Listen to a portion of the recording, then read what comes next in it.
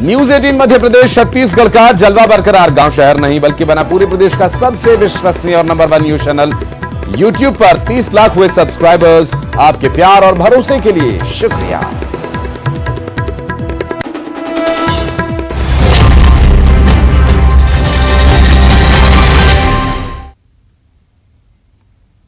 नमस्कार, मैं हूं आशीष त्रिपाठी आपके साथ और आपको बता दें कि आज प्रधानमंत्री नरेंद्र मोदी कल यानी 24 तारीख को रीवा के दौरे पर रहने वाले हैं और प्रशासन की तरफ से आज की क्या तैयारियां, इस पर अब जानकारी देंगे। दरअसल कमिश्नर अनिल सुचारू ने बताया कि सुरक्षा के लिए 3500 पुलिस कर्मचारियों को तैनात किया गया है। कई एसपी और कलेक्टर्स की यहां तैनाती की गई है। पीएम मोदी के कार्यक्रम को देखते हुए 1000 बसों को लगाया गया है। लोगों को लाने और ले जाने के लिए जो लोग यहां पर प्रधानमंत्री नरेंद्र मोदी को सुनने के लिए आने वाले हैं, उन्हें लाने की व्यवस्था में 1000 बसेस तैनात की गई हैं। प्रशासनिक स्तर पर आज पूरी तरह से तैयारियों को मुकम्मल कर लिया जाएगा।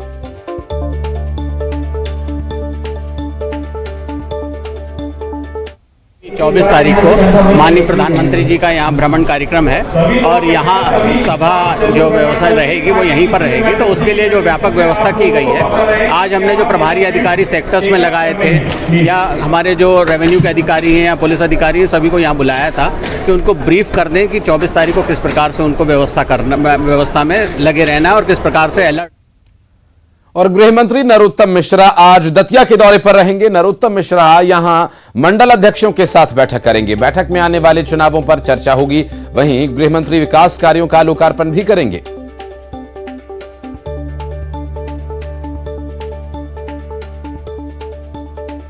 गृह मंत्री नरोत्तम मिश्रा आज दतिया जाएंगे।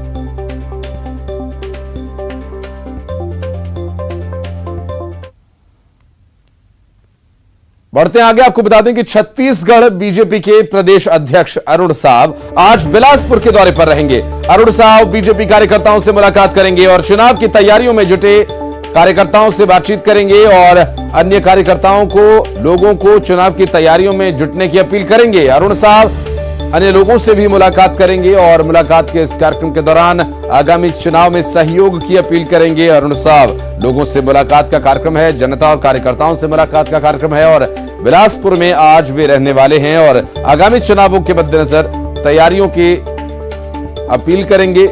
इस बार के चुनाव में किस तरह की रणनीति होगी, कैसे काम करना है, ये कार्यकर्ताओं से बातचीत के दौरान अपना पक्ष रखेंगे। और बीजेपी के प्रदेश अध्यक्ष अरुण साव आज बिलासपुर के दौरे पर रहेंगे।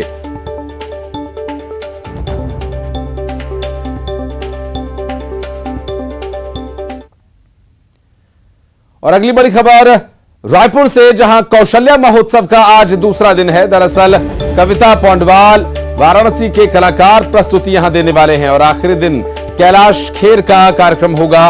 मुख्यमंत्री भूपेश बघेल आखिरी दिन इस कार्यक्रम में शामिल होंगे और हालांकि बारिश की वजह से पहले दिन भव्य आयोजन में कुछ परेशानियां जरूर आई। कौशल्या महोत्सव का दूसरा दिन आज है। पहले दिन जब इस कार्यक्रम की शुरुआत हुई थी तो तेज आंधी और तूफान के साथ बारिश हुई, उससे कुछ एक परेशानियां जरूर हुई, लेकिन अब आज दूसरे दिन से लेकर आखिरी समापन के दिन तक भव्य कार्यक्रम होने वाले हैं। और जब समापन कार्यक्रम होगा, जिस दिन मुख्यमंत्री भूपेश बघेल वहां पर होंगे, कई बड़े चोटी के कलाकार यहां पर आएंगे और खुद कैलाश खेर भी यहां पर आएंगे। सूफी गायक कैलाश खेर और कविता पौंडवाल समेत कई बड़े कलाकार यहां प्रस्तुति देने के लिए पहुंचेंगे।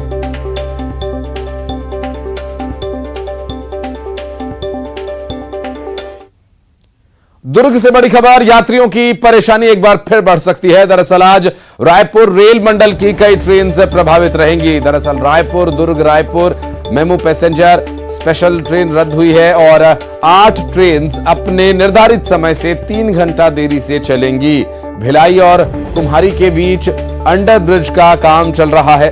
आज सुबह 9 बजे से 24 अप्रैल की रात 9 बजे तक ये काम चलता रहेगा और ऐसे में यात्रियों को परेशानी हो सकती है। ट्रेनों की आवागमन में समय में कुछ बदलाव हो रहा है। देरी से कुछ ट्रेन चल रही हैं, कुछ ट्रेन कैंसिल हुई हैं, रद्द हुई हैं। ऐसे में ये ट्रेन से यात्रा करने वालों के लिए परेशानी का कारण बन सकता है। दरअसल इस परेशानी की वजह से हालांकि रेल विभाग भी परेशान है इसमें, और लोगों की सुविधा के लिए कुछ काम जो किए जा रहे हैं उस दौरान ये ट्रेन प्रभावित रहेंगी। Raipur Durg Raipur MEMU passenger special train और 8 ट्रेन अपने निर्धारित समय से 3 घंटा देरी से चलने वाली हैं। भिलाई और कुमारी के बीच अंडरब्रिज का काम चल रहा है, ऐसे में ट्रेनों का आवागमन प्रभावित रहेगा। सुबह 9 बजे से लेकर 24 तारीख रात 9 बजे तक ये काम चलेगा। ऐसे में यात्रियों की परेशानी बढ़ जाएगी, तो आप अपना जो तय कार्यक्रम है उसी के अनुरूप आगे बढ़ाएं, जिससे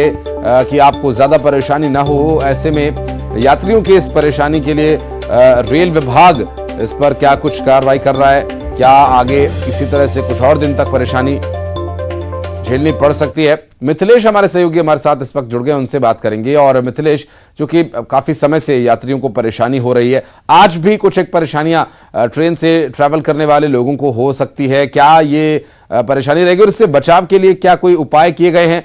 रेलवे विभाग की तरफ से कुछ ट्रेन देरी से चल रही है, उसके बारे में क्या डिटेल्स हैं?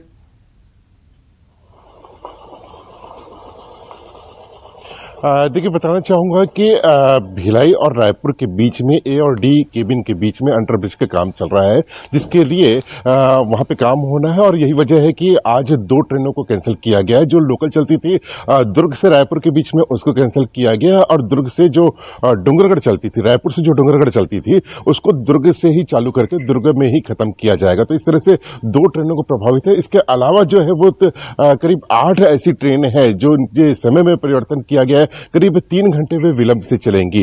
तो इसके लिए कोई ऐसा रेलवे प्रशासन द्वारा कोई प्रयास तो नहीं किया गया है, लेकिन लोगों को ये सूचना दी गई है कि जो यात्रा कर रहे हैं वे थोड़ा सा देख के करें, क्योंकि आज और कल रात तक करीब 9 बजे तक ये पूरा काम होगा।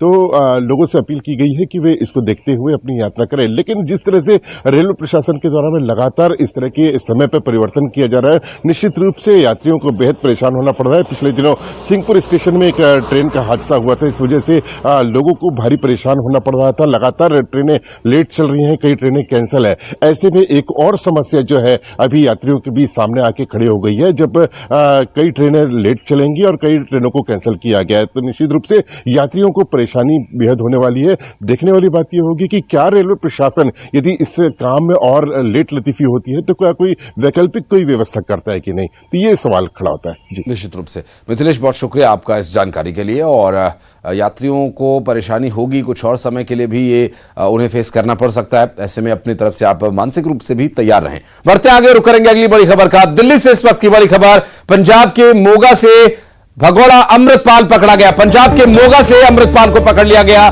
सूत्रों के हवाले से मिल रही है जानकारी। इस वक्त की बड़ी खबर हम आपको बता दें, अमृतपाल जिसकी लंबे समय से तलाश चल रही थी। शंकर आनंद हमारे सहयोगी इस वक्त हमारे साथ फोन लाइन पर। शंकर, क्या डिटेल्स मिल पा रही है अमृतपाल की गिरफ्तारी को लेकर? देखिए, अमृतपाल को लेकर जिस तरह से पिछले काफी समय से उसकी तलाशी की जा रही थी, और इस मामले में पंजाब पुलिस लगातार अलग अलग राज्यों में तलाश कर रही थी। लेकिन जहां तक कि हमारे सूत्र बता रहे हैं कि आज देर रात में एक बड़े ऑपरेशन को अंजाम देते हुए एक अमृतपाल को हिरासत में ले लिया गया है, और पंजाब के ही मोगा जिला से उसे हिरासत में लिया गया है। और हिरासत में लेने के बाद आगे की जो औपचारिकताएं हैं, पूछताछ है, उसको अंजाम दिया जा रहा है। और एक तरह से कह सकते हैं कि भारतीय केंद्रीय खुफिया एजेंसी आईबी और पंजाब पुलिस के द्वारा एक ज्वाइंट ऑपरेशन को अंजाम देते हुए उसकी गिरफ्तारी की गई है।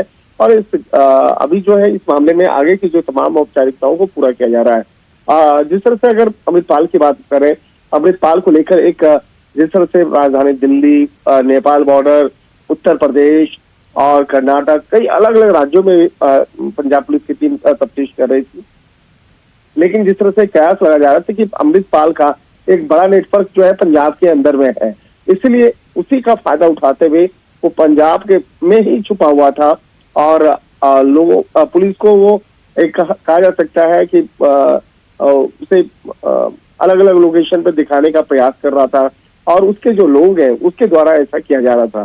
तो एक तरह से कहा जा सकता है कि हमारे सूत्रों के हवाले से ये इस मामले की जानकारी दी गई है।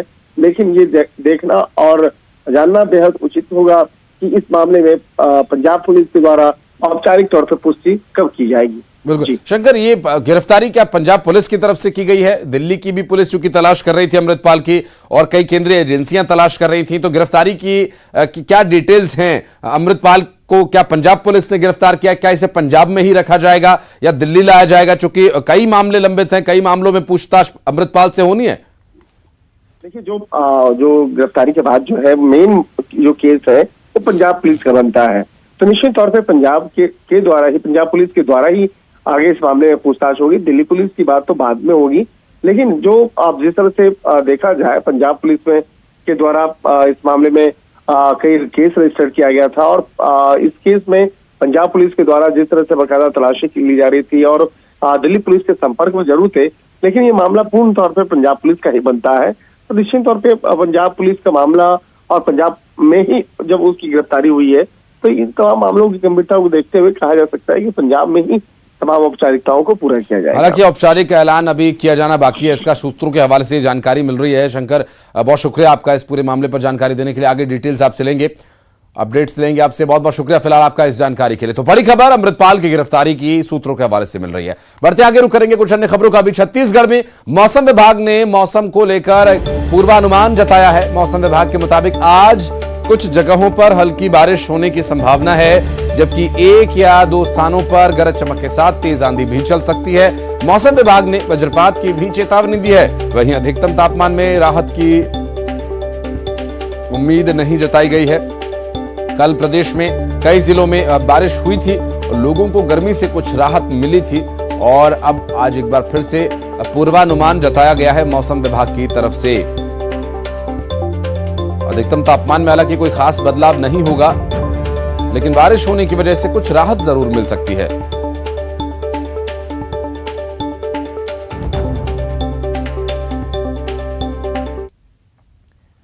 और छत्तीसगढ़ में आकाशीय बिजली का कहर। दरअसल आकाशीय बिजली की चपेट में आने से 5 लोगों की मौत हो गई। मनेन्द्रगढ़ जिले में 3 लोगों की मौत हुई है। आकाशीय बिजली गिरने से 2 लोग गंभीर रूप से घायल भी हो गए हैं। पेंड्रा जिले में भी एक नाबालिग की मौत हो गई है। 2 घायल। कवर्धा में आकाशीय बिजली से एक व्यक्ति की मौत हुई है, और पेंड्रा में एक नाबालिग की मौत हुई है बिजली गिरने से, और 2 लोग इसमें घायल हुए थे।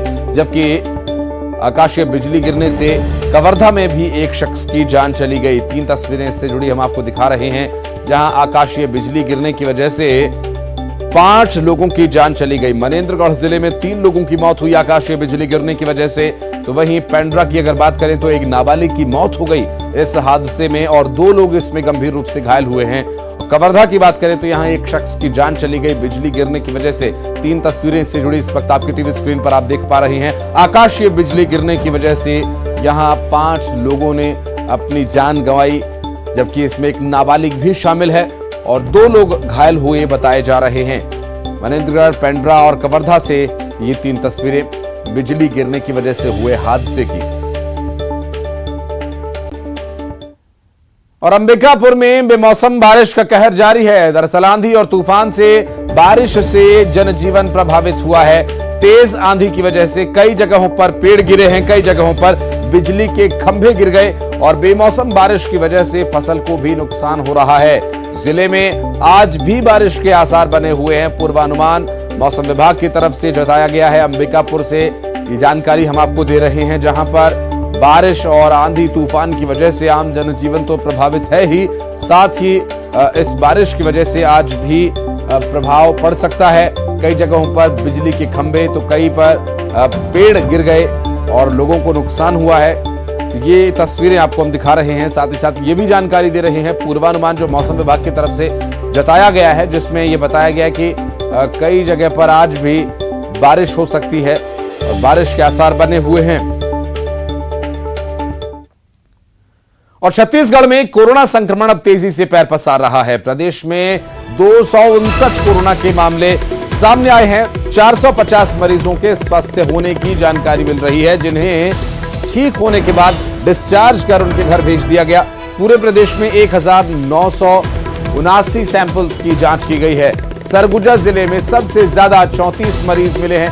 रायगढ़ में 31, दुर्ग में 30, बिलासपुर में 30, तो कुल मिलाकर 1979 सैंपल्स की जांच के बाद जो पॉजिटिव मामले सामने आए उनके बारे में जानकारी हम दे रहे हैं। रायगढ़ में 31, दुर्ग में 30, बिलासपुर में 30 और 34 सरगुजा में बताए जा रहे मामले। प्रदेश में 259 कोरोना के नए केसेस सामने आए हैं। 450 मरीजों के ठीक होने की जानकारी मिल रही है, जिन्हें स्वस्थ होने के बाद हॉस्पिटल से डिस्चार्ज कर दिया गया है।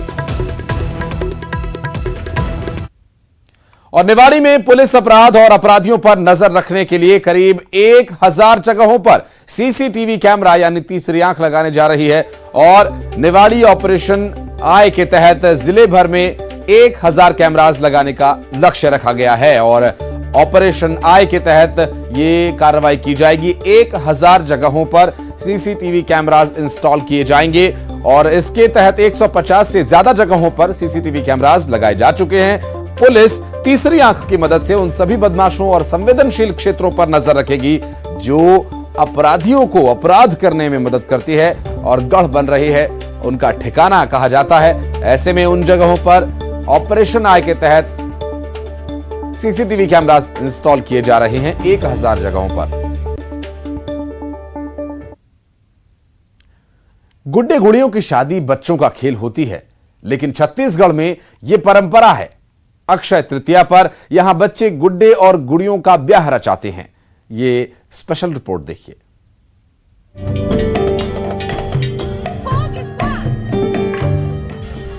बचपन में गुड्डे गुड़ियों की शादी आपने भी कराई होगी।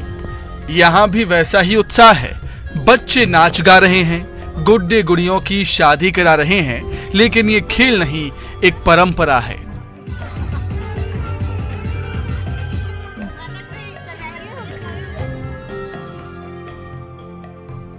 ये तस्वीरें कांकेर की। अक्षय तृतीया का पर्व यहाँ उत्साह के साथ मनाया जा रहा है। इस मौके पर यहाँ कई जगहों पर गुड्डे गुड़ियों की शादी का भी आयोजन हुआ। परंपरा के अनुसार विधिवत शादी कराई गई। इस दौरान बच्चे बेहद खुशी से झूमे, पारंपरिक गीतों पर नाचते भी नजर आए। कवर्धा में भी इसी उत्साह के साथ अक्षय तृतीया का पर्व मनाया गया। यहाँ भी गुड्डे गुड़ियों का ब्याह रचाया गया। प्रदेश में अक्षय तृतीया को अक्ति तिहार के नाम से भी जाना जाता है। शादी विवाह के लिए ये शुभ दिन माना जाता है। अगर युवक युवतियों का विवाह ना हो तो उस परिवार के बच्चे अपने गुड्डे गुड़िये की शादी रचाकर खुशियां मनाते हैं। बच्चों की खुशियों में परिवार के बड़े बुजुर्ग भी शामिल होते हैं। ये पर्व बच्चों के लिए अपनी परंपराओं को सीखने का मौका भी होता है। Bureau report, news 18।